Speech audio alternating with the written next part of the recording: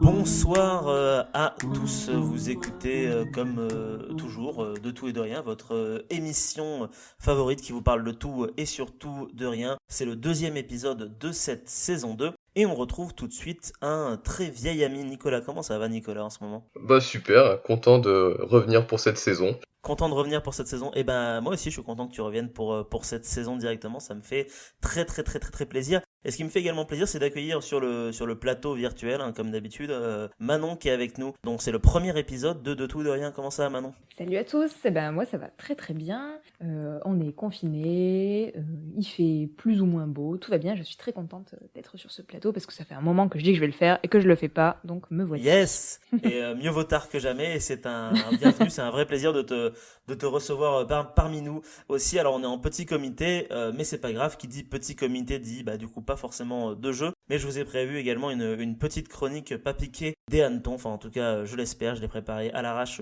juste avant de commencer l'émission. Mais je vous propose que Nicolas nous parle de quelque chose d'assez intéressant, mais également assez complexe, mais qui te tient à cœur, si j'ai bien compris Nicolas. Aussi je te laisse la parole. Ah ben tout à fait, parce qu'en fait aujourd'hui je vais entamer le premier épisode d'une série de chroniques. Je pense que je vais essayer en tout cas de faire Ouais. une série de chroniques consacrée à l'archéométrie. Et du coup, l'archéométrie, eh bien, première question, qu'est-ce que c'est? Et donc C'est c'est... une... Oui. Je pensais que tu parlais du coup. Qu'est-ce que oui? Alors C'était qu'est-ce que c'est rhétorique, selon Marc. vous? Allez-y. Vous avez 2 heures. Deux- Donc l'archéométrie, c'est une discipline scientifique qui est en lien avec l'archéologie, bien sûr. Comme son nom l'indique, hein, si on reprend l'étymologie archéo, c'est ancien, et métrie, c'est mesure, donc ça va être un peu la mesure de l'ancien. Donc, c'est une discipline qui utilise des méthodes d'analyse physique et chimique pour l'étude d'objets, de sites ou alors d'artefacts anciens. Et pourquoi j'ai très envie de vous en parler ce soir, aujourd'hui, enfin ça dépend à quelle heure vous écoutez ce podcast. Oui, c'est vrai que temporellement, c'est toujours un peu difficile C'est de clair. savoir quand est-ce que les gens écoutent. Et bah du coup parce que en fait de base j'ai une formation d'archéomètre et du coup c'est une discipline à laquelle je suis plutôt attaché comme tu l'as dit Marc. Et oui, bah oui. Et du coup donc dans cette discipline on va distinguer plusieurs méthodes et parmi lesquelles l'analyse et la caractérisation des matériaux, c'est-à-dire qu'est-ce qu'il y a dans la matière, ou encore les techniques de datation. Et c'est sur ce dernier point que l'on va aborder aujourd'hui, puisqu'on va parler de la datation par le radiocarbone qui est plus connu sous le terme de carbone 14. Donc en premier lieu, on va définir un peu ce que c'est une datation. Donc si on s'en tient à sa définition la plus simple, une datation c'est l'attribution d'une date. Mais on va voir que lorsqu'on va parler d'archéologie, mais tout de suite ça va devenir un petit peu plus compliqué que ça. Et donc première chose, en fait on va distinguer déjà deux types de datation. La datation qui est dite absolue, donc qui consiste en un résultat chiffré précis. Par exemple, je suis né en 1991 de notre ère, Alésia a été prise en 52 avant Jésus-Christ, je suis allé boire une bière au pub le 22 janvier 2020 à 19h. Tout ça, c'est de la datation absolue. C'est quelque chose qu'on D'accord. peut recadrer dans le calendrier, si vous voulez. Je vois. En archéologie et en histoire, la datation absolue, elle va être très utilisée. Ça va être le cas pour certaines périodes archéologiques qui sont bien connues et définies, mais ça peut rapidement être compliqué d'obtenir ce type de datation lorsque l'on va aborder, par exemple, la préhistoire, la protohistoire, ou alors les périodes les plus anciennes. Et de la même manière, lorsqu'un même site archéologique va connaître plusieurs périodes d'occupation successives, par exemple on a, un sanctuaire gaulois sur lesquels prendra place par exemple une villa romaine et puis après une ferme à l'époque médiévale et un moulin au XVIIe siècle, et on va se rendre compte que ça va être très difficile d'avoir des dates précises dans tout ça. Donc c'est pour ça que pour comprendre un site archéologique, on va aussi utiliser le terme de datation dite relative, c'est-à-dire déterminer un ordre chronologique d'événements ou d'objets entre eux sans avoir à connaître leur âge réel. Et du coup, on va les comparer avec d'autres vestiges, par exemple qui font partie du même ensemble, ou alors à des corpus qui sont déjà établis, de vestiges qui sont datés et eux qui sont connus. Je sais pas si c'est clair pour l'instant. Si. Bon, après c'est Après, clair moi, pour nous parce que nous, je pense Voilà, c'est ça, ouais. Oui, c'est ça. on sait de quoi tu parles. Pour On donner connaît un peu, exemple, pour donner un exemple de datation relative, on peut prendre l'exemple de la stratigraphie. Ah, la Si on reprend strat. notre exemple d'occupation successive pendant différentes périodes, en fait, si on étudie chaque couche de terrain, plus on va remonter vers les couches les plus profondes et plus on va remonter le temps. Ouais. On peut aussi parler de typochronologie, qui va se fonder sur l'évolution des caractéristiques. Ça peut être la forme d'un objet, des décors muraux, des styles architecturaux, des modes de fabrication, pour avoir aussi une idée de la chronologie d'un site en fonction de ce qu'on y trouve. Et du coup, pour transformer une datation relative en datation absolue, on a plusieurs méthodes qui existent. Donc on a les sources écrites, qu'on va pas aborder ici, parce que de toute façon ça va être très limité pour les périodes anciennes, mais on va avoir surtout les méthodes de datation physico-chimique, c'est-à-dire les méthodes de l'archéométrie. Donc la plus connue de tout ça, je pense que tout le monde va avoir une idée à peu près de ce que c'est, ou déjà tout le monde en a entendu parler, ça va être le carbone 14. Je vais pas vous faire l'affront de vous demander ce que c'est, surtout Marc si t'as si t'as eu Bah, un cours il y a peu. c'est ça, et puis j'en ai mis du charbon de bois dans des mini-grippes pour les envoyer faire analyser en datation, justement. Mais après, c'est vrai que c'est pas forcément évident pour tout le monde ce que c'est réellement que le carbone 14. C'est vrai, c'est pour ça c'est un sujet assez vaste. Donc il faut savoir que le carbone 14, pour obtenir une datation qui va être fiable avec cette méthode, il va convenir de croiser en fait plusieurs méthodes de datation, et plus on va les multiplier et les mettre en relation entre elles, notamment aussi avec la réalité du terrain et de l'archéologie, et plus on aura un résultat qui va être sûr et fiable. Donc chaque méthode de datation physico-chimique va avoir ses caractéristiques, et surtout aussi une période d'application en dehors de laquelle elle ne pourra fournir de résultats. Parmi ces méthodes, on peut citer par exemple la dendrochronologie, qui va consister à dater des objets en bois par l'analyse des cernes de croissance des arbres. On peut aussi citer la thermoluminescence, qui peut remonter jusqu'à 200 000 ans dans notre passé et qui va servir à dater la céramique ou par exemple les silex chauffés. On peut aussi citer la résonance paramagnétique électronique, qui va être utilisée pour la calcite jusqu'à 1 million d'années et pour les os et les dents jusqu'à 5 millions d'années. Ou encore l'archéomagnétisme, qui va consister à étudier l'empreinte du champ magnétique terrestre dans les cristaux ferreux de l'argile et ainsi se rapporter à une époque. Donc tout ça, c'est des méthodes qui sont en soi assez détaillées, assez complexes. Et à la suite de ça aussi, on va avoir des méthodes qui sont dites radiométriques ou isotopiques, dont fait partie le carbone 14. Mais on peut citer aussi la datation par potassium-argon, argon-argon ou encore uranium-thorium, qui vont toutes se baser sur des rapports isotopiques. Et ne vous inquiétez pas, surtout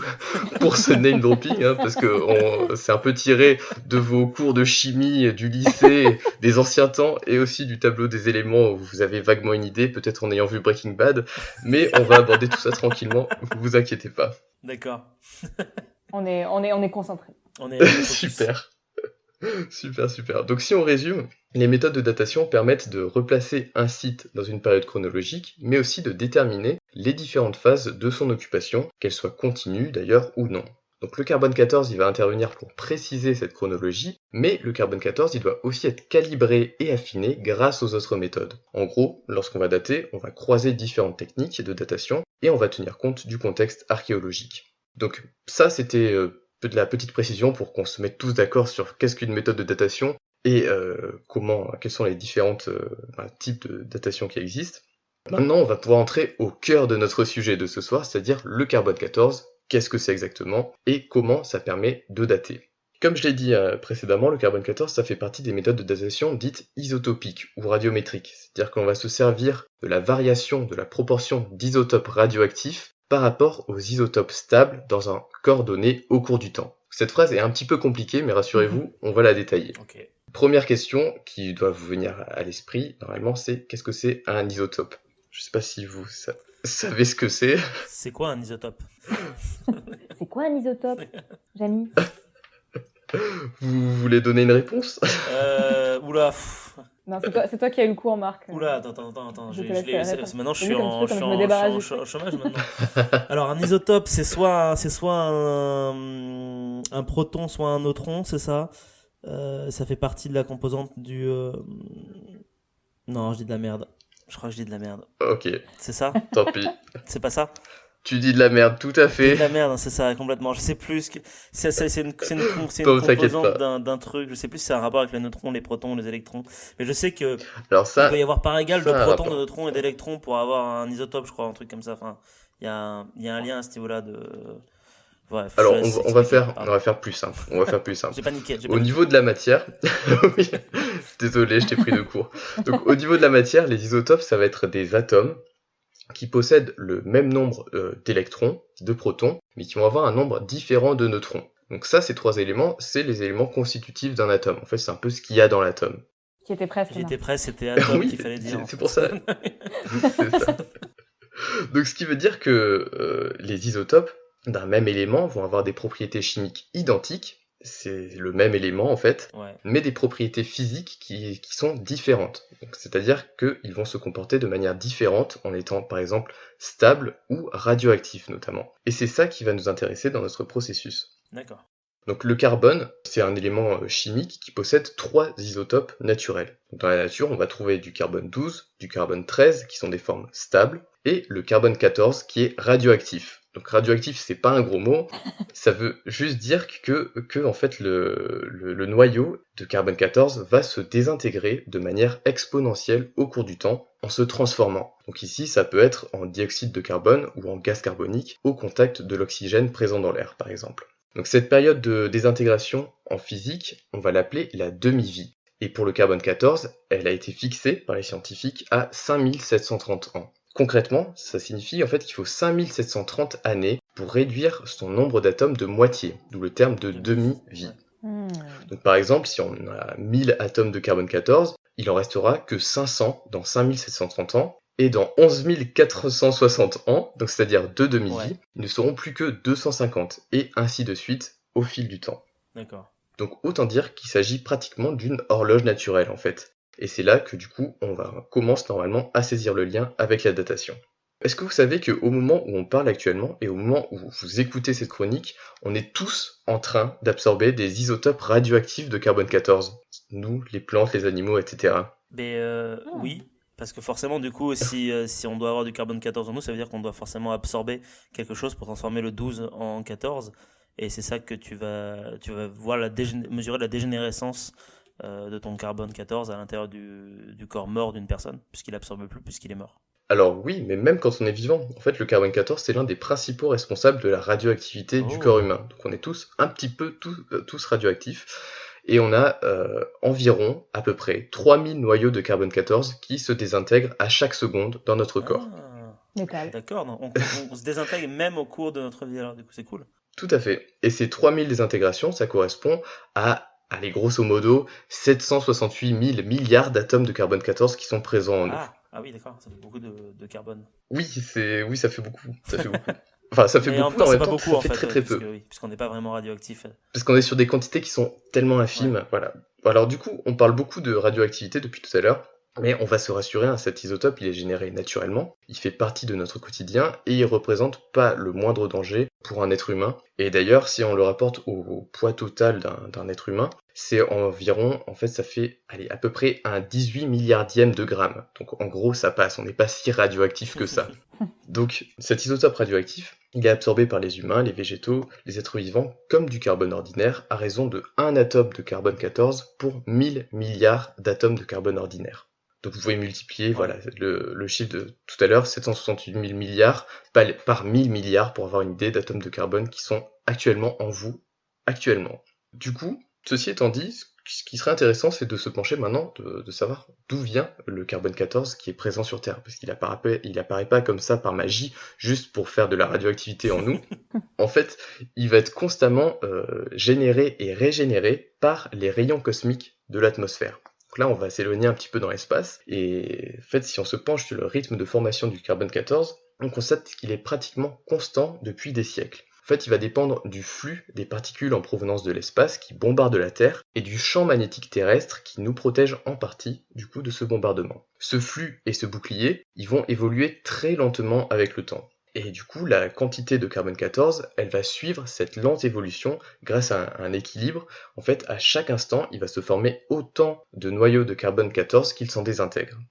C'est quand même bien fait, la nature. Ouais. Le champ d'application de la méthode de datation par radiocarbone, du coup, ça va concerner que des objets archéologiques qui vont contenir du carbone, et donc de la matière organique. Donc ça peut concerner par exemple des charbons de bois, des ossements, des restes végétaux, des tourbes, mais aussi tout objet fabriqué à partir de matériaux organiques, ça peut être de la colle, des résidus culinaires, des colorants, des pigments, etc.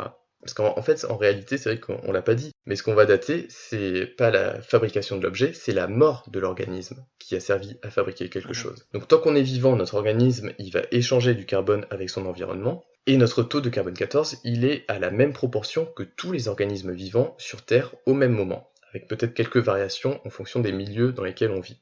Du coup, à la mort de l'organisme, l'isotope radioactif, il est plus absorbé. On respire plus, on mange plus, et du coup, sa proportion, elle va décroître avec le temps. Donc c'est là qu'il commence à se désintégrer, de manière exponentielle, comme on l'a vu un petit peu plus tôt, et c'est donc à partir de ce moment-là qu'on peut commencer à dater. Donc le principe de la méthode, il est là, c'est-à-dire que si on mesure la proportion restante de carbone 14 par rapport à la forme stable du carbone dans un objet, et bien du coup on peut déterminer une durée de temps, en déduire son âge et avoir une datation absolue. Et c'est presque de la magie, ça s'appelle de la physique.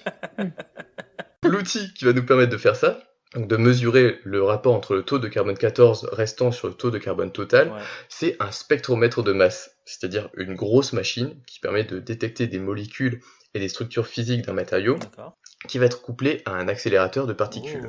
Donc les échantillons prélevés sur les objets font moins d'1 milligramme, et l'analyse elle est réalisée en moins d'1 heure. C'est une analyse qui est plutôt courante et assez facile à faire. Donc les échantillons ils vont être chargés électriquement avant de les mettre dans la machine, ce qui va permettre de séparer les isotopes de carbone grâce à un champ magnétique qui est généré par un aimant. Du coup il va rester plus qu'à compter tout ça pour savoir combien on a d'isotopes au total.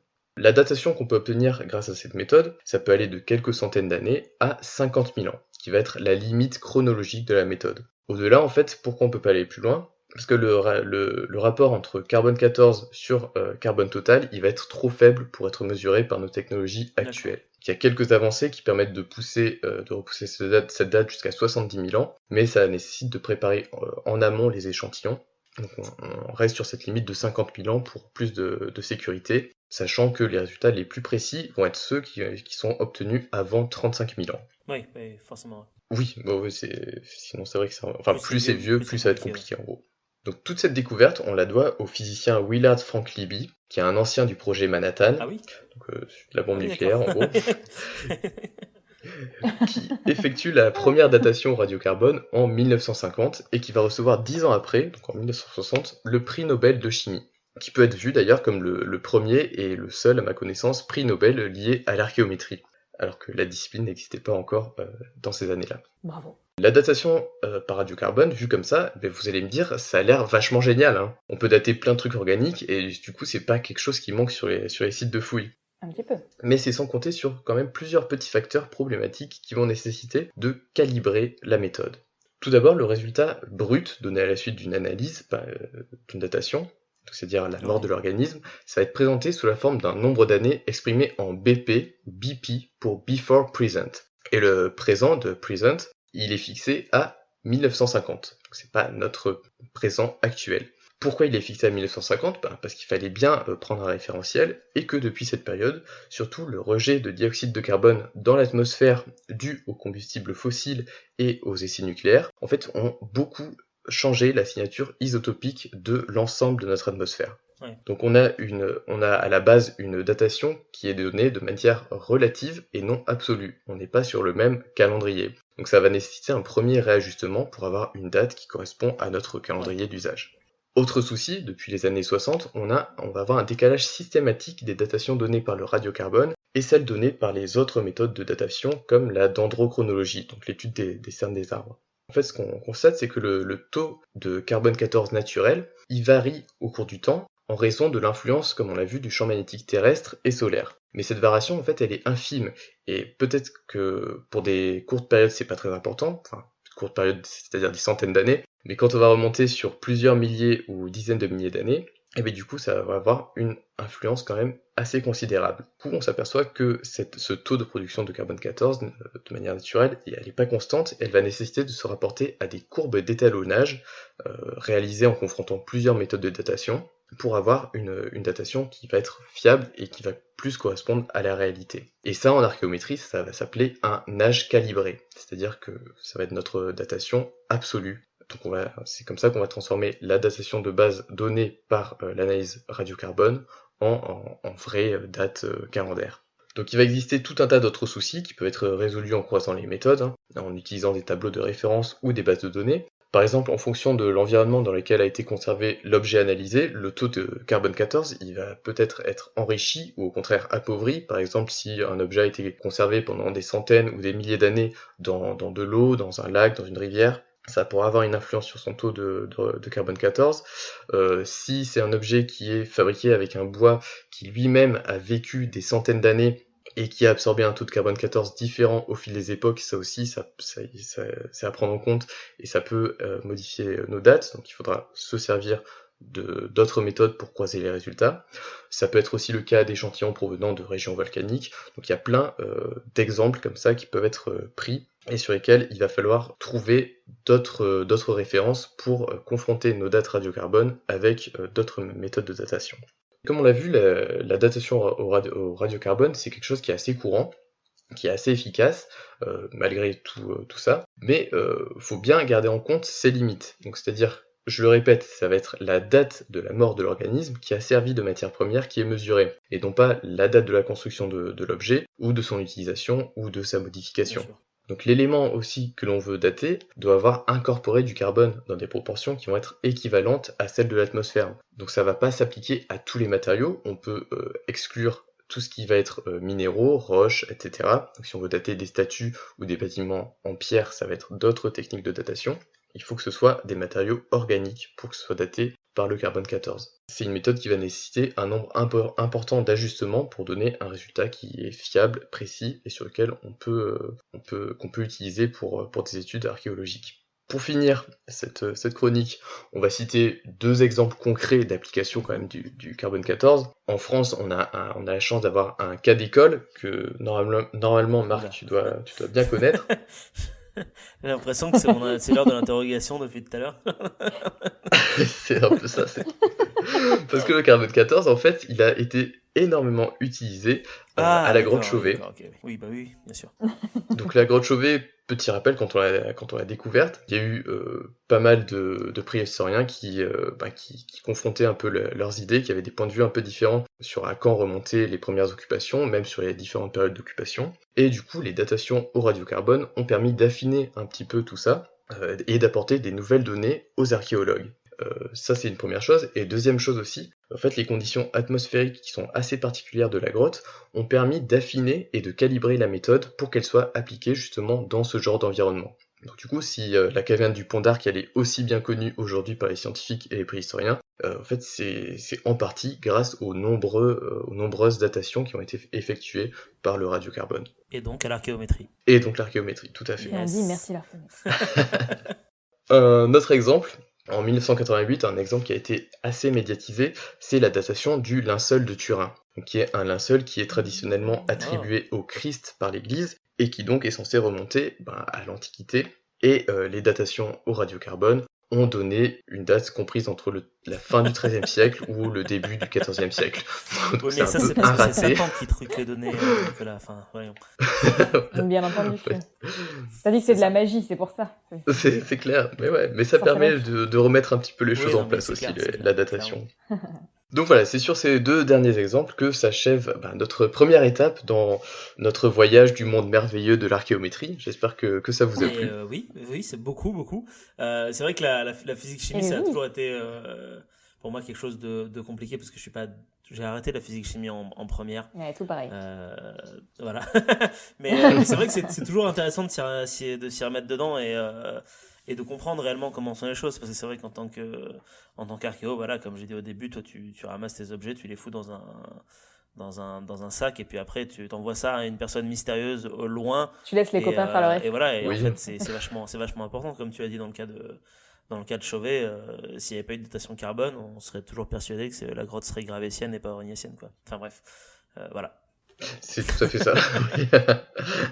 C'est clair. Mais oui, et puis c'est des choses qui sont assez compliquées. Du coup, il y a beaucoup d'éléments. Là, on a vu que ça faisait appel. Il faut avoir des notions en chimie, en physique, champ magnétique terrestre. Donc, on va dans l'espace, on va dans l'infiniment petit. Donc, ça fait appel à beaucoup de choses. Partout, quoi. Au final, voilà, si on place les choses correctement, ça permet d'avoir une idée un peu globale du truc. Voilà, j'espère que ça vous a plu. Merci beaucoup. Puis Oui, merci beaucoup. Moi, les dernières fois que j'ai entendu parler de ça, c'était en licence, et ça faisait du coup un petit moment. Et le rappel n'est pas malvenu. Super.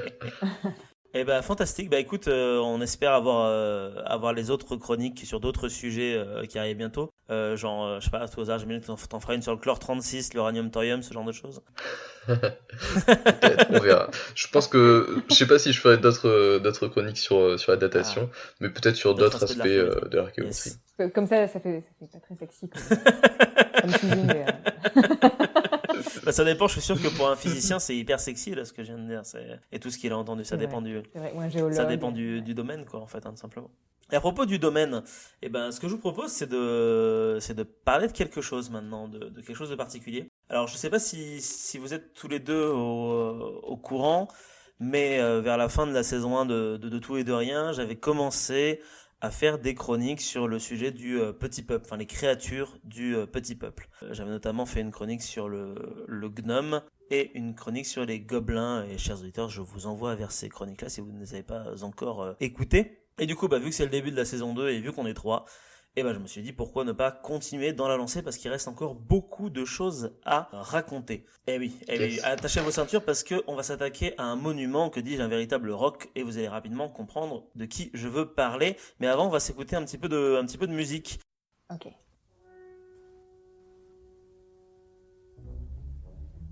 Ah oui.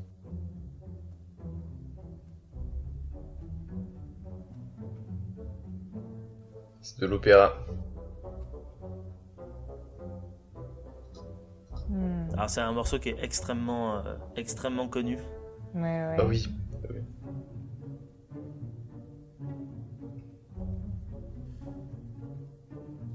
Est-ce que vous l'avez reconnu ou pas du coup? Oui, alors je saurais pas te dire Moi aussi. comment il s'appelle, mais clairement je l'ai reconnu, mais... Son nom m'échappe. Eh ben, vous êtes actuellement en train d'écouter du coup I Dovre Grumbles Hall, ou en français Dans l'antre du roi de la montagne de Edvard Grieg, qui est issu de la célèbre pièce Peer Gynt. Le héros se trouve en mauvaise posture à ce moment-là, du coup, du fait de l'accélération du tempo, dans l'antre d'un roi de la montagne, d'une bande de créatures souterraines qui vont le pourchasser parce qu'il a fait des conneries en fait, tout simplement. Alors, à travers ce morceau, à votre avis, de quelle créature est-ce que je vais parler aujourd'hui? Ce qui est marrant, c'est qu'en fait, je connaissais absolument pas le nom du morceau. Eh ben, moi non plus. Merci, Marc. Voilà, merci beaucoup parce que Mais de rien, j'avais pu me ressentir.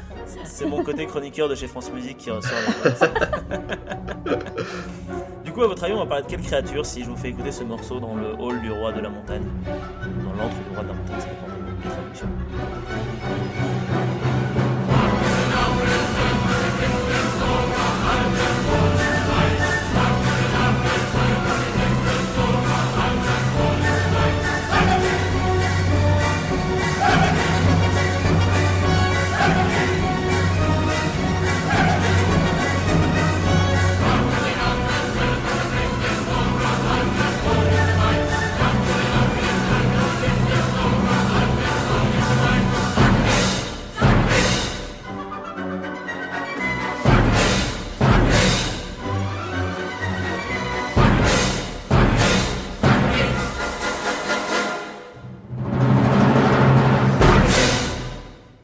Est-ce que vous auriez une idée?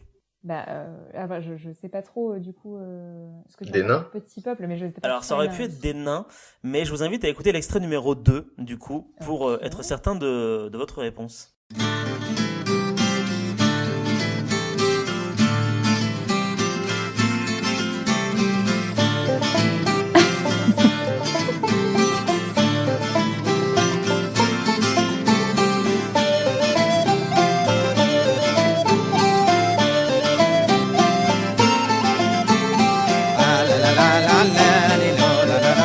L'introduction est un peu longue.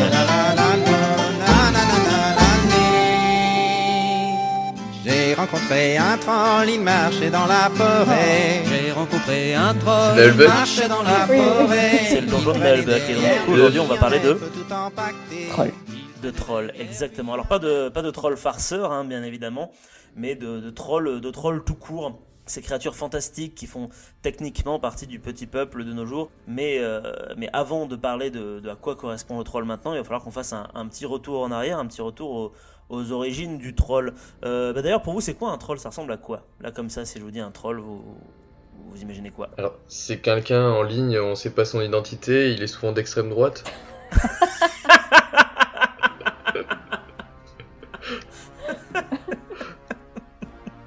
J'étais pas prêt pour cette blague. Alors que pourtant, je suis dans une perche énorme en fait. Hein, je me rends compte, hein, mais- Oui.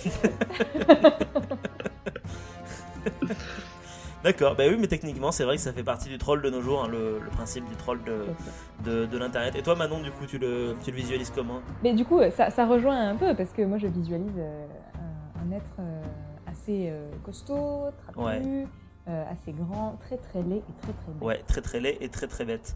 Eh ben, on va voir si vous avez raison ou pas tous les deux. Est-ce que c'est ça ou non? Du coup, je vous propose de retourner aux origines du troll, hein, comme je le disais, et on va parler du mot, de l'étymologie pour être plus précis. Troll, c'est un terme scandinave, pas vraiment spécialement francisé, hein, mais bon, eux ils prononcent pas vraiment troll, je saurais pas dire comment les Scandinaves prononcent le mot. Nous on prononce troll, mais ça s'écrit pareil, hein, techniquement. C'est un mot qui est issu du vieux norrois, ce qui correspond techniquement à l'ancien islandais. Du moins c'est ce que l'on suppose, puisqu'en fait le mot troll apparaît pour la première fois au Moyen-Âge dans ce qu'on appelle les Eddas, des manuscrits de compilation de poèmes islandais du XIIIe siècle. Le troll, il serait désigné comme des personnages de la mythologie scandinave. Selon Einar Olafur Sveinsson, et je suis vraiment désolé d'écorcher son nom parce que je ne parle absolument pas le danois ou le norvégien ou le scandinave, quoi, tout simplement. Je parle pas du tout très bien cette langue-là. C'est un professeur islandais de littérature, spécialiste du folklore scandinave et de la littérature norroise, hein, du coup. Pour lui, le terme de troll aurait pour sens l'idée de magie, voire même de sombre pouvoir. Il serait par ailleurs relié au verbe norrois trilla, qui signifie rendre fou ou conduire à une puissance rage ou être rempli de furie. Ça fait penser un peu au berserker d'ailleurs dans la foulée. Je sais pas, pourquoi pas. En fait, dans les langues scandinaves modernes, donc danois, suédois, islandais, norvégien, troll et trilla sont dérivés en de nombreuses expressions qui sont en fait toutes liées à la magie. Par exemple, pour dire sorcellerie en danois, on dit trolldom, même mot également en suédois. Pour dire magie, enchantement dans ces deux langues également, on dit trollderi. En suédois, pour dire conjurer, on dit trolla. Ou pour dire magique en suédois, on dit trollsk. Pour dire le mot sorcier en danois, on dit trolldmand. Ou alors en suédois, on dit trollkarl. Il y a même certains linguistes qui arrivent à y trouver des dérivés qui seraient arrivés jusqu'à l'allemand, plutôt le moyen haut allemand médiéval, où on dit troll pour signifier monstre, fantôme ou sorcière, ou sinon trullen pour dire jouer des tours trompés.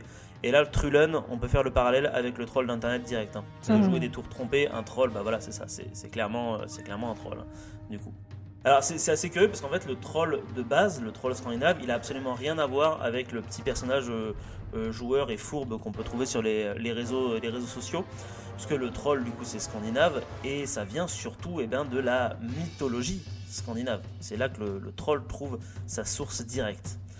La première mention du troll dans la mythologie scandinave, comme je dis, ça fait partie des extraits de littérature, plus précisément l'Edda de Snorri qui aurait été rédigé en 1220, où le poète et mythographe Snorri Sturluson raconte que le dieu Thor serait allé à l'est pour combattre une bande de trolls. Il est précisé aussi dans le poème Vulupsta, c'est compliqué, que l'une des progéniture du monstre loup Fenrir aurait plus ou moins la forme d'un troll. Mais du coup, c'est quoi un troll en fait chez les Scandinaves? Le souci c'est qu'un troll chez les Scandinaves c'est décrit comme une personne qui est de grande taille et qui est un géant quoi en fait, tout simplement. En fait, le problème c'est que le troll chez les Scandinaves, c'est plus ou moins un synonyme du géant, en fait, les fameux Jotun. À tel point qu'au fur et à mesure du temps, visiblement, en fait, le terme de Jotun pour signifier les géants aurait pris le pas sur le troll. Donc en gros, si on se base sur le fait que le troll scandinave est en fait un géant, ça correspondrait à des gens qui vivent dans le monde des géants, donc le fameux Jotunheim. Ils ont des habitations, des salles publiques, des vêtements riches, des bijoux, ils sont gouvernés par des rois, ils ont des belles Tranquille. filles. Bref, tranquille, la vie posée, on est très loin du mec dégueulasse qui vit dans des souterrains, hein, très clairement. Mais du coup, d'où ça nous vient cet imaginaire de gens dégueulasses qui vivent dans un souterrain, qui sont grands, qui sont laids, qui sont des connards, quoi, en fait, hein, tout simplement. Eh ben, ça vient d'un truc assez particulier qu'on appelle couramment le christianisme. Eh oui, parce que à un moment donné, il a bien fallu que les Vikings, les Scandinaves se mettent un petit peu à la page, de gré ou de force. Et du coup, l'âge des Vikings s'effondre entre le Xe et le XIIIe siècle, et du coup, l'adoption du christianisme par les différentes monarchies et les différents pays scandinaves vont faire changer les pratiques spirituelles et les croyances traditionnelles qui vont être marginalisées et vont finir par être complètement abandonnées. Et le problème, c'est qu'il y a toujours cette trace du folklore qui reste. Et cette trace, elle est dangereuse pour la chrétienté, donc il faut qu'elle disparaisse. Et quoi de mieux pour qu'elle disparaisse que de transformer ce folklore en quelque chose de démoniaque, en fait, finalement. Ouais, C'est pourquoi la Mm. plupart des rois scandinaves vont souvent se mettre en scène comme étant des pourfendeurs de ces horribles choses païennes, des trolls. Donc petit à petit, en fait, le troll va finalement devenir cette chose un petit peu plus semblable à ce qu'on a de nos jours. Après, c'est difficile de déterminer une réelle évolution parce que l'absence de traces écrites nous empêche vraiment de savoir comment est-ce que tout ça a évolué.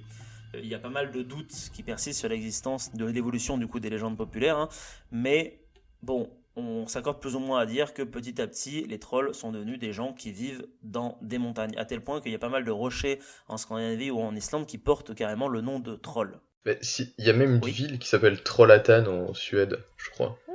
Je sais pas du tout si c'est un lien avec les trolls, mais en tout cas, ça me fait rire à chaque fois que je me demande. Probablement, hein, probablement. Moi, je vous renvoie aussi à l'épisode 9 de la saison 1 de Tout de Rien, où Jules avait fait une chronique sur le Huldufolk, donc le petit peuple version islandaise, où il y parle justement un petit peu des trolls islandais qui sont clairement à chaque fois pour lui, il y parle un peu de manière géomorphologique, donc clairement qui sont des pierres qui ressemblent à des bonhommes, et du coup, les locaux s'imaginent que c'est des trolls qui sont endormis, en fait, tout simplement. Donc on est vraiment sur l'idée du troll qui fait partie de la pierre. Vous vous souvenez du fameux Sveinsson dont j'ai écorché le nom et dont je continue à écorcher le nom, le fameux folkloriste. Yes. Pour lui, si le mot troll a pris une signification très vague vers 1200 en raison de la christianisation, les croyances populaires n'étaient pas altérées ou diminuées à cette époque. En gros, la croyance de l'existence du troll pour lui n'est pas forcément due réellement à la christianisation, mais serait quelque chose de beaucoup plus lent, de beaucoup plus pernicieux, et qui commencerait réellement à diminuer seulement vers à peu près 1600, en tout cas pour ce qui est de son pays à lui, l'Islande. Et là, ça correspond à autre chose que l'apparition du catholicisme, ça correspond à l'époque de la réforme protestante. Donc pour lui, en fait, c'est un peu la réforme protestante qui aurait entériné définitivement l'idée de création de mythe du troll. Donc le troll va être abandonné, en fait. Clairement, de ce que dit Sveinsson, en gros, à partir du 18e siècle, plus de trolls, c'est fini. Ça y est, le christianisme a gagné. Mais alors, comment est-ce que le troll a pu faire son comeback ? Eh bien, c'est au 19e siècle. Et oui, parce que le 19e siècle, c'est le temps de quoi ? C'est le temps des grandes formations d'État, c'est le temps des fameux, comment on appelle ça déjà, romans un petit peu... Romans nationaux. Roman national. Et Le quand tu es un pays régionalisme. scandinave et que tu as un roman national à écrire, tu replonges dans tes bonnes vieilles traditions et tu ressors le fameux troll au travers cette fois-ci du folklore. Mais c'est le troll qui a été modifié en fait. Parce que le troll du 19e siècle, il ressemble à quoi ? On peut le retrouver surtout au travers notamment des œuvres de peintres littéraires, de musique, comme on l'a vu avec Peer Gynt. Je vous invite à aller voir plein de trucs sur internet à ce niveau-là. C'est assez intéressant. En fait, le troll, il était rarement décrit physiquement avant, mais on sait plus ou moins que les récits légendaires laissent généralement se fixent essentiellement sur les actions du troll et sur la mention explicite de la nature surnaturelle. C'est-à-dire sa distinction par rapport aux humains. Son apparence est mentionnée comme étant soit parfois identique aux humains, ou alors un humain mais en un petit peu bizarre, en un peu plus monstrueux. Le troll semble quand même hériter des caractéristiques du fameux Jotun de l'ancienne mythologie, donc il est grand quand même. Le troll légendaire se définit essentiellement par son lien aux lieux sauvages, aux éléments naturels, la mer, certaines forêts, montagnes, rochers, les endroits sauvages et étrangers à la civilisation humaine. Le troll prend ainsi son sens comme étant le symbole, l'incarnation des forces naturelles considérées avec respect et crainte par les hommes en raison de leur dangerosité. C'est en ça que le 19e siècle est intéressant parce que on est clairement dans la période romantique, que ce soit en musique ou en écriture ou en tout ce que vous voulez. Et il semble y avoir à nouveau une fascination un petit peu pour les contes. Le 19e siècle, c'est le renouveau des mythes arthuriens pour ce qui est des Anglais, des Français, etc. Et chez les Scandinaves, ça va être le renouveau des mythes scandinaves. Mais ça va se diviser en plusieurs traditions. En gros, il y a la tradition ouest et la tradition est. L'ouest, c'est la Norvège et est, c'est Suède, Danemark. Dans la tradition norvégienne, le troll est un être solitaire, grand et laid.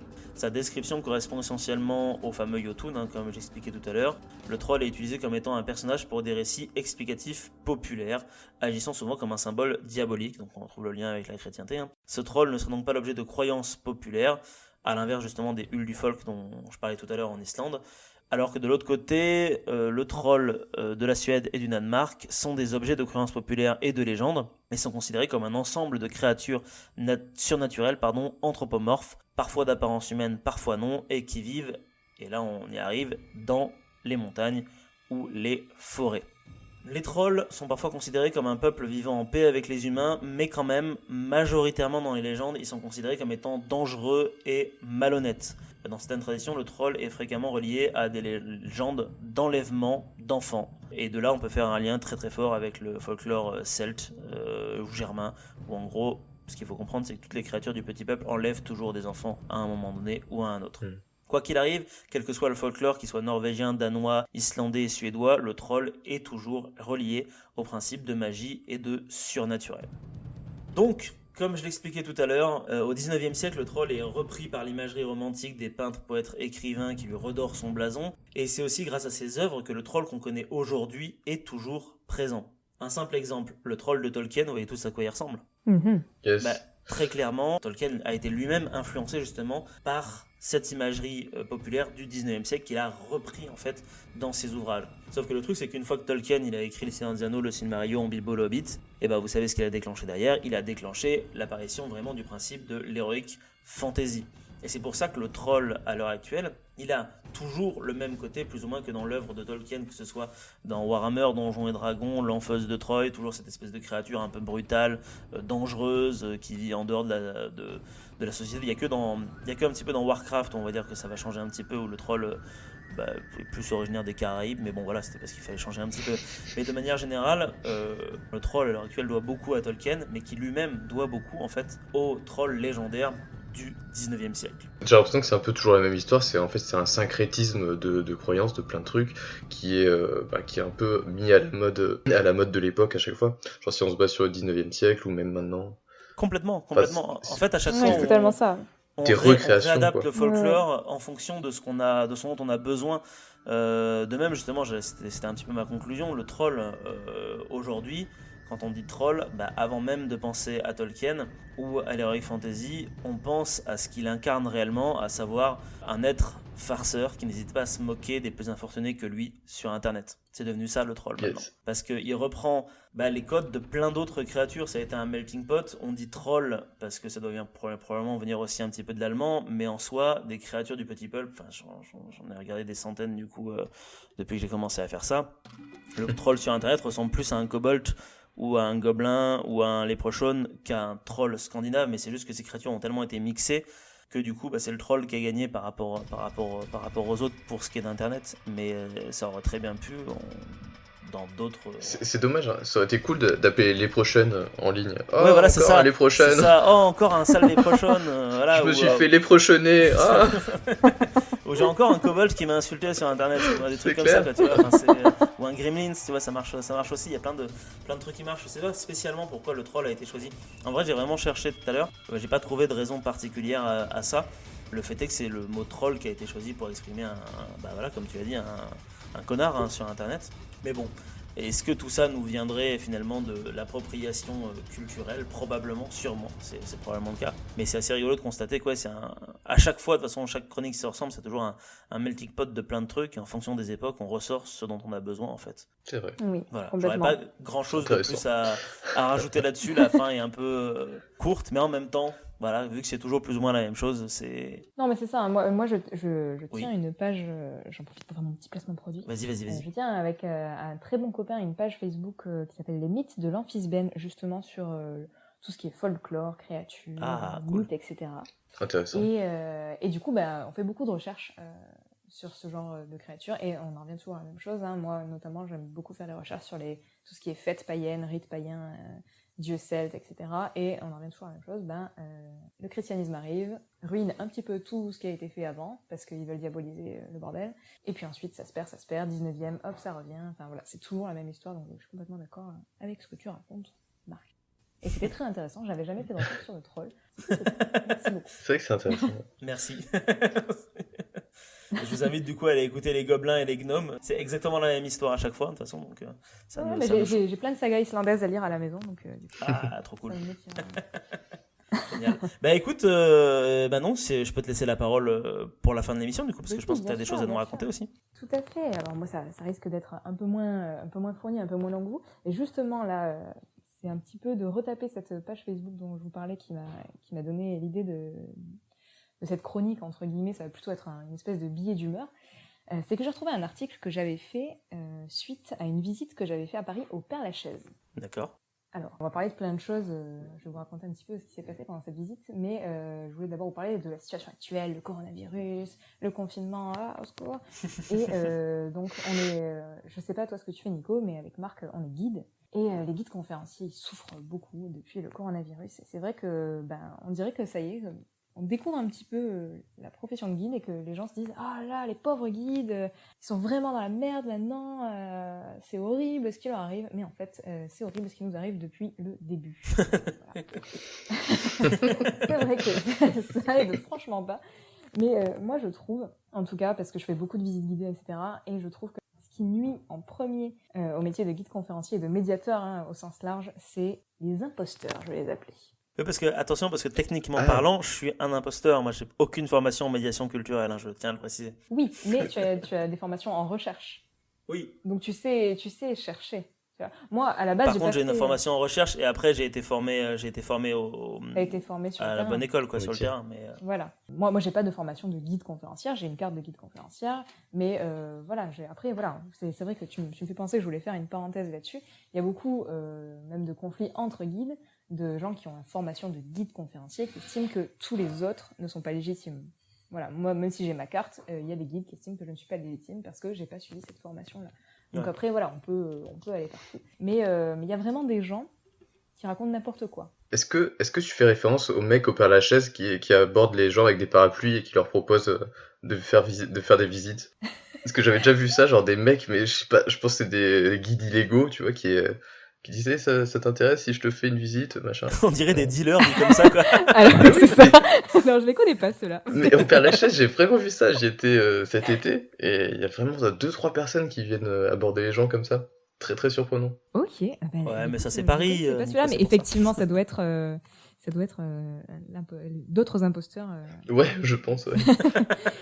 Mais je pense qu'il se passe des trucs un peu bizarres au Père-Lachaise, hein, hors cérémonie gothique en tout genre. Il doit se passer quand même des trucs chelous. Et donc, moi, j'avais fait cette visite au Père-Lachaise tout simplement parce que j'essaye chaque année d'aller à Paris faire mon petit tour culturel et tout ça. Et c'est un endroit que j'aime beaucoup. Et j'aime bien, quand je cherche quoi faire à Paris ou Toulouse, peu importe, regarder les événements Facebook. Et je regarde les événements Facebook, je me dis, bon, qu'est-ce qui se passera autour de moi quand j'arriverai à Paris? Et donc, il y avait cette visite qui était proposée. Visite du Père-Lachaise avec un vampirologue. Un vampirologue? Ah, yes. Un vampirologue. Alors, est-ce que vous savez ce que c'est qu'un vampirologue? Ça a l'air presque trop cool pour être vrai, tu vois. Oui, ça a l'air d'être un peu charlatan, arnaque, non? Exactement. Alors moi, tu me dis Père-Lachaise vampire, moi je signe direct. Ouais, c'est clair, c'est clair. C'est très trop putaclic comme truc. Donc j'ai signé direct. Hein, voilà. Je me suis dit un vampirologue, c'est génial, mais qu'est-ce que ceci, voilà. Donc j'ai payé ma place 17 balles. Je me suis dit bon allez. Les guides conférenciers, on va les faire vivre, ça va être cool, une visite ça se paye, allons-y. Et donc, je suis allée tranquillement dans mon petit métro, je suis allée au Père-Lachaise, et j'ai rencontré ce monsieur, dont je tairai le nom, qui était monsieur d'une, je pense, une cinquantaine, soixantaine d'années, et qui était donc vampirologue. Et je lui dis, monsieur, c'est quoi un vampirologue? Et en fait, un vampirologue, c'est un spécialiste donc des vampires. Alors, Jusque-là, faut peu de savoir surprise. que après cette visite, voilà, après cette visite, moi, je suis rentrée chez moi, et ce que j'ai fait, c'est que je me suis renseignée sur à peu près tout ce qui avait été dit. Ouais. Ah bah c'est bien.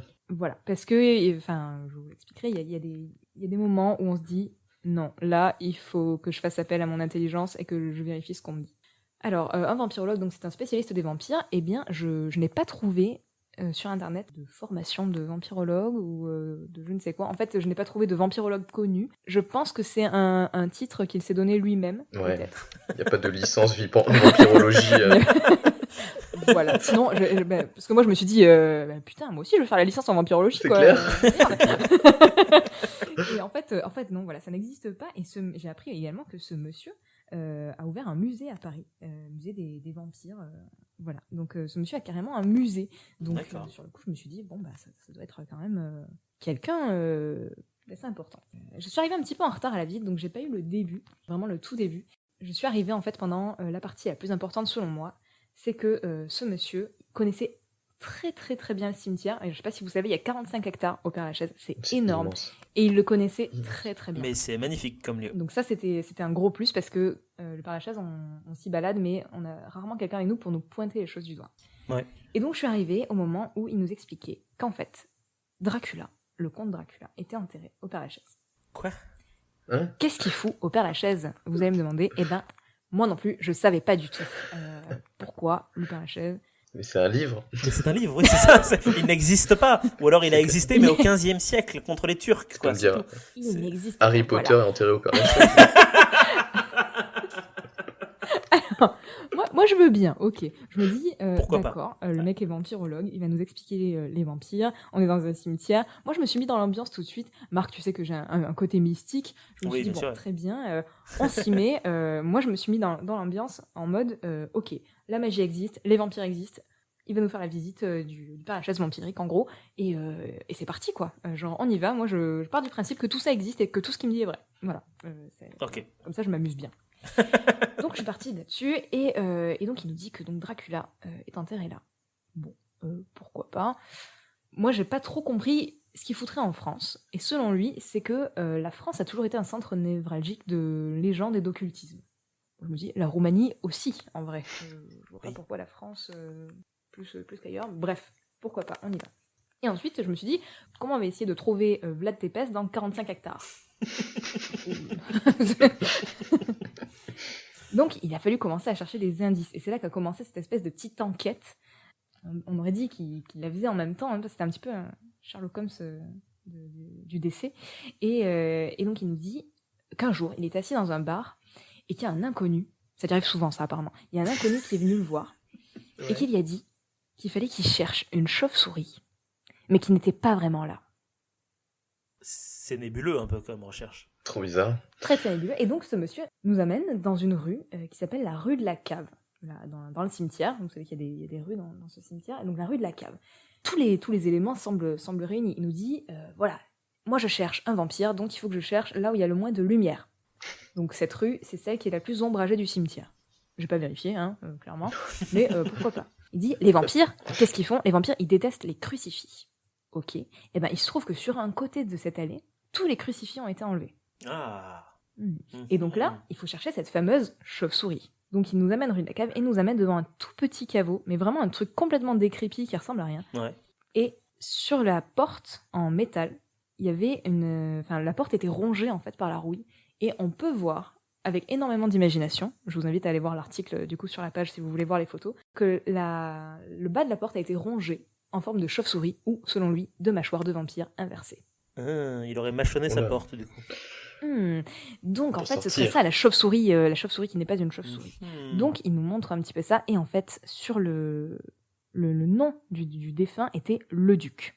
Le duc? Et donc comme Vlad Tepes, donc Dracula était prince de Valaquie, Oui. et que ce titre équivaut en Allemagne à celui de duc, le raisonnement est donc cohérent. Ce serait bien là qu'aurait été enterré Dracula. Ok. Tin, tin, tin. C'est pas le comte Dracula? Si, mais apparemment, c'est plus ou moins équivalent. C'est interchangeable. Voilà. C'est un titre En de général, noblesse, il est noble, voilà, c'est bon. C'est Oh. clair. C'est clair. C'est tout pareil. Et donc, il nous montre, il avait des photos avec lui, il nous montre une photo qui date d'il y a 5 ans à peu près, selon lui, qui nous montre derrière le caveau une autre tombe qui était ouverte et qui présentait l'entrée d'un tunnel qui était relié sûrement à ce caveau. Donc, ça aurait été par là qu'il faisait ses petites allées et venues, quoi, Dracula. Mais comme cette allée du cimetière va être détruite, parce que vous savez qu'il y a pas mal de problèmes au Père-Lachaise et que on va détruire des choses parce que ça tombe un petit peu en ruine. Moi, je savais pas ça. Et ben le prince, il aurait dit ah ben non, je peux pas rester là, du coup mon caveau il va Et il est parti. partir quoi. Donc ils l'ont changé de place. Bah oui, oui, ils l'ont changé de place. Pourquoi déplacer le corps de quelqu'un qui n'est pas vraiment mort, je sais pas. Oui, parce qu'il peut le faire tout seul la nuit, du coup, techniquement. Voilà, parce qu'il aurait pu Il peut juste se barrer, prendre ses quoi. petits pieds et partir. Oui, c'est un vampire. Je marche. Moi aussi, je prends mes petits pieds, je marche. Ok, c'est pas grave, on continue. Et donc là, je sais pas si vous connaissez bien le Père-Lachaise, vous avez sûrement vu le mausolée d'Élisabeth Demidov. C'est le plus grand monument du Père-Lachaise. C'est immense, c'est une espèce de grand mausolée avec des colonnes. Voilà, c'est très très grand. Et donc le mausolée d'Élisabeth Demidov, il a une légende. Donc Elisabeth Alexandra Demidov, de son nom de jeune fille Stroganov, c'était une très très grande dame de la noblesse russe et elle était vraiment vraiment pétée de thunes. Et à la fin de sa vie, elle vient à Paris et c'est là qu'elle décédera en 1818 à peu près. Et puis donc elle décidera de se faire inhumer au Père-Lachaise parce que c'est quand même sacrément la classe. On est tous d'accord là-dessus. Ouais, son mausolée pète la classe, dis donc. Donc elle fait son C'est super clair. mausolée de ouf. Apparemment elle avait un cercueil de cristal et tout. Enfin, D'accord. Waouh. Trop bien. Ok. alors, avant que je vous parle un petit peu plus de cette dame et de son mausolée, si le guide nous amène là, c'est parce qu'il nous dit que cette dame serait la réincarnation de la comtesse Bathory. Oh. Alors, pour ceux qui ne Ah. connaissent Ah. pas... oui, ça part un peu, Ah oui. ça part un peu interrompu. Mais alors, pour ceux qui connaissent pas la comtesse Bathory, c'était une comtesse qui a été très célèbre pour s'être prétendument baignée dans du sang, notamment du sang de vierge, afin de rester jeune. Ouais. Pourquoi il me dit ça? Pourquoi il me dit comtesse Bathory? Eh ben, c'est parce que elle a le même nom, plus ou moins, le même titre de noblesse, la même richesse. Et apparemment, elle avait un enfant du même nom. Alors ça, j'ai vérifié, c'est pas vrai. Je sais pas ce qu'il nous dit. Et puis bon, plein d'autres informations que je passe, etc. Donc moi, je me penche un peu sur le truc. Je me dis très rapidement, en 2-3 recherches Google, je me dis non, la corrélation, je la trouve pas ouf.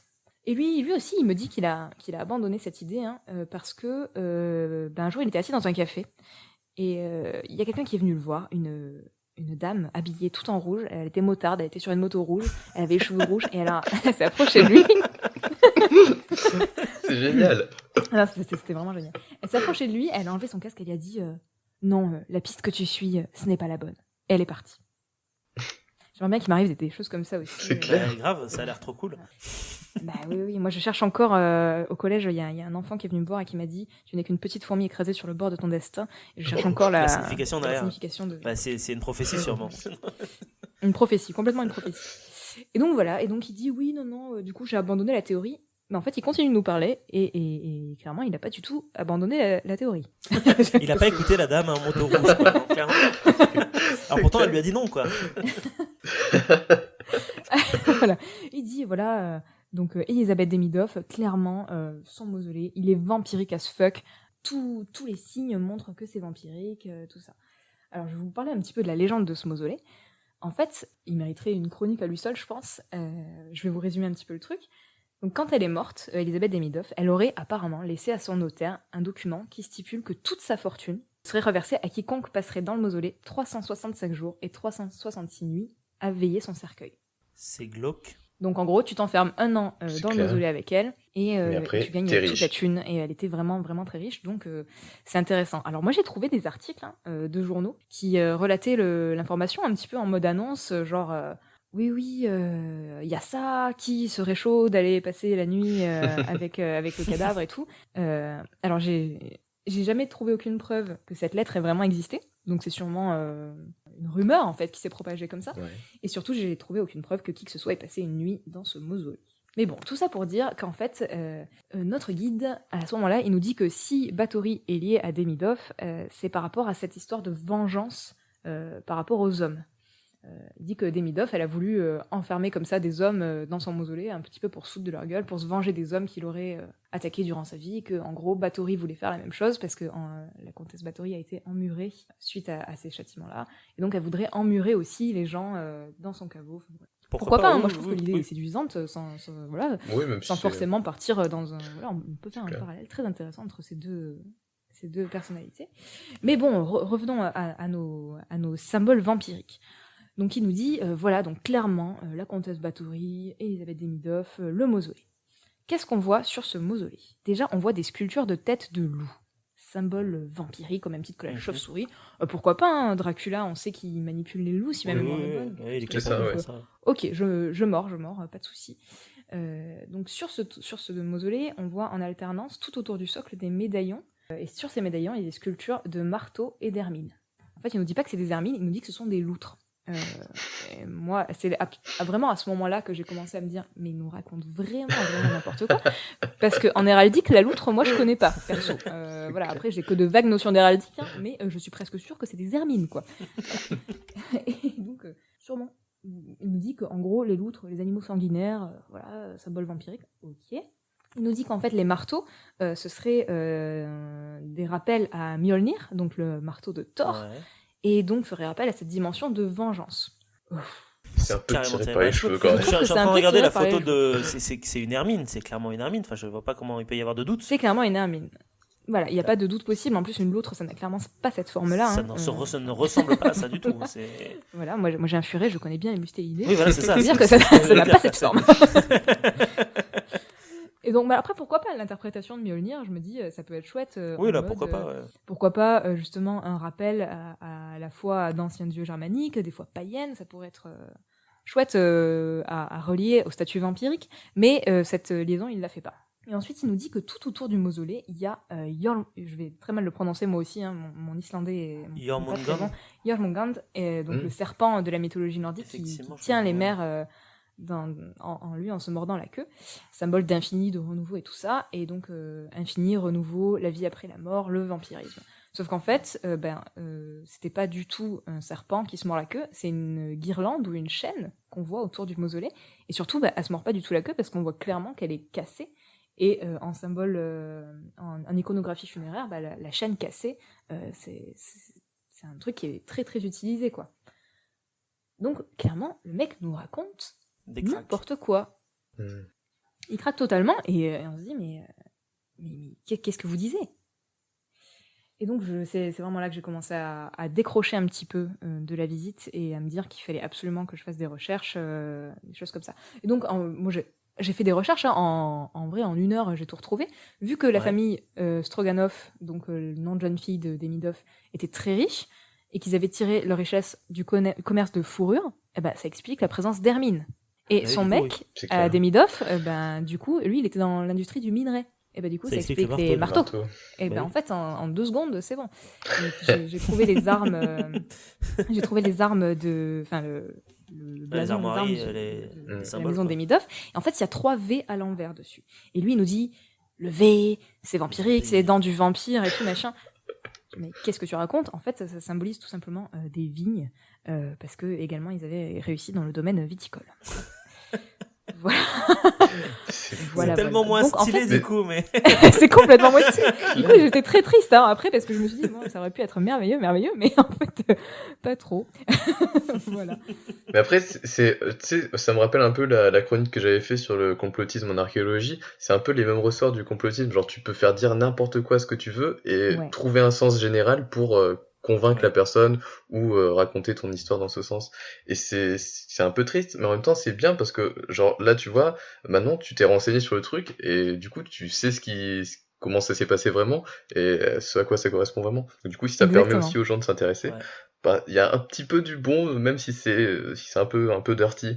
Oui, non, c'est clair. Moi, j'en ai retenu vraiment des bonnes choses de cette visite. Je me rappelle même plus pourquoi il nous a... j'ai complètement arrêté d'écouter à ce moment-là et je me rappelle même plus ce qu'il nous a dit sur Dracula par la suite. Hein. Mais ça m'a permis déjà de visiter le Père Lachaise avec quelqu'un qui le connaît si bien Parce que quand tu essayes de faire parler quelque chose, t'as plutôt intérêt à trouver tous les indices possibles pour appuyer ton propos. Et du coup, le mec, il a dû poncer le cimetière quelque chose de bien. Donc c'était super intéressant. Il nous a montré des choses intéressantes. Par exemple, vous verrez sur l'article si vous y allez, il y a un angelot sur une porte. Et bien, cet angelot, on est venu lui poinçonner les yeux comme s'il réouvrait les yeux en mode qui se réveillait de son sommeil éternel. Enfin voilà, il y a des trucs super. Il nous a montré aussi, parce que je pense qu'il était un peu mystique lui aussi, des traces de rituels qui étaient toujours en cours au Père-Lachaise. Des choses vraiment cheloues qui faisaient un petit peu les miquettes. Mais effectivement, il m'a poussé à faire des recherches sur des choses auxquelles je ne me serais pas forcément intéressée, typiquement ce tombeau de Demidov, dont j'avais jamais entendu parler. Et donc c'est très très bien. Moi je suis très reconnaissante. J'ai passé un bon moment malgré tout. Franchement, c'était très chouette. Ouais. Mais voilà, je mets en garde quand même parce que c'est le danger un petit peu. Comme tu disais, le complotisme en archéologie, c'est un petit peu le danger avec certains guides. Ouais, toujours vérifier après. Ils sont pas vraiment guides et ils racontent très souvent n'importe quoi. Alors quand on est un petit peu initié, quand on a quelques connaissances, on s'en rend assez vite compte et on peut aller faire nos propres recherches derrière. D'ailleurs, même si le guide est très bon, j'engage toujours à faire ses propres recherches parce qu'en vrai... C'est clair, juste vérifier, croiser les infos. On peut jamais être subjectif, voilà. On a toujours un axe, on a toujours une subjectivité certaine. Mais voilà, le métier de guide, c'est compliqué depuis longtemps. Ce sera toujours compliqué tant qu'il y aura des gens comme ça qui disent je suis guide et qui en fait ne sont pas guides. Et c'est ce qu'on disait, en fait, on n'a peut-être pas une formation de guide, mais au moins on sait comment chercher. Et ce monsieur, je pense que s'il avait juste eu envie de vraiment chercher, il avait juste à taper sur Google, comme je l'ai fait 2-3 mots, et il trouvait directement toutes les informations dont il avait besoin. J'ai pas ouvert un seul bouquin. Donc clairement, c'était assez facile de trouver ça. Voilà. C'est une belle leçon. Et voilà, c'était mon petit billet d'humeur sur... J'ai visité le Père-Lachaise avec un... Mais c'est super intéressant. Oui. D'où l'importance de la carte, du coup, de guide, parce que ça permet aussi de créer un garde-fou d'une certaine manière. Ouais, c'est sûr. Et en plus, elle ressemble un peu à une carte de flic, et moi, quand je la sors, les gens pensent que je suis la police. Voilà. Ils te craignent après. J'ai une petite anecdote sur le Père-Lachaise. Est-ce que tu connais la tombe de Victor Noir ? C'est une tombe, elle dénote un petit peu dans le Père-Lachaise. Moi, je suis pas du tout un spécialiste du Père-Lachaise, ni de l'art funéraire, ni de quoi que ce soit. C'est juste j'avais tapé tombes les plus insolites quand j'étais au Père-Lachaise pour aller visiter des trucs un peu rigolos. Et j'étais tombé là-dessus. C'est pas celui dont on touche l'entrejambe ? Si, c'est ça, en fait. Oui, c'est un mec bien sûr. Qui gît, mais qui est fait de manière super réaliste, avec son entrejambe qui est un peu bombée, et vu que c'est en bronze, du coup c'est tout usé, comme si les gens l'utilisaient ou frottaient. Enfin, c'est un peu crado. Oui, en fait, je crois que c'est un truc de fertilité. En gros, il faut que tu viennes lui toucher. Ouais, voilà, c'est ça. Il y a toute une légende qui est venue derrière. Ouais. Mais quand j'y suis allée, il y avait des nanas des vieilles qui étaient en mode. Mais oui, c'est ça. C'est trop drôle à voir. Ouais, c'est très très drôle.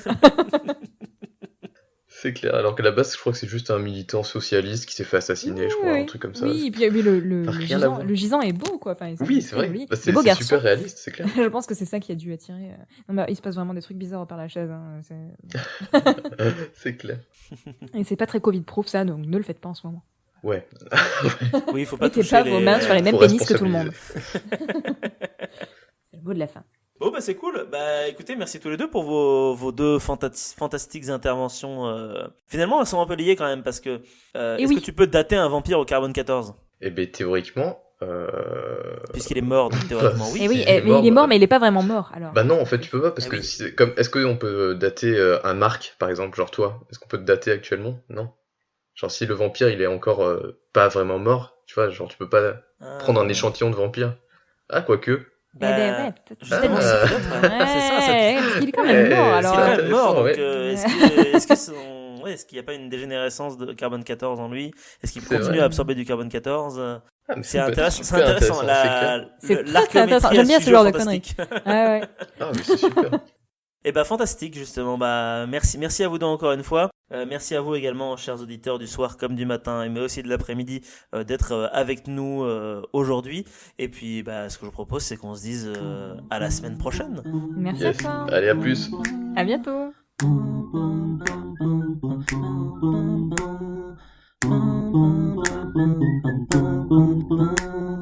Donc, Lucie l'outil qui va nous permettre de faire ça, en mesurant le rapport entre le taux de carbone 14 restant sur le taux de carbone 14, je refais. L'outil qui va nous... En fait, il y a écrit tellement carbone sur mes notes partout qu'on peut se perdre facilement. Donc, Si toi, tu t'embrouilles tout C'est seul, ça. on est mort.